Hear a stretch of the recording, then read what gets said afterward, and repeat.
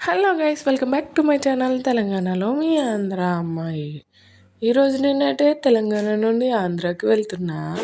Journey అయితే చాలా అంటే చాలా చిరాకు వచ్చింది. ఎందుకు అనుకుంటారేమో, రూట్ చేంజ్ అయిందంట. అది కూడా విజయవాడలో వాటర్ ఎక్కువ ఉండడం వల్ల గుంటూరు నుంచి తీసుకెళ్ళాడు. విజయవాడకి 30 కిలోమీటర్స్ ఉందనగా 300 కిలోమీటర్స్ డైవర్ట్ చేసి తీసుకెళ్ళాడు. ఇంకా మా పరిస్థితి చూడండి.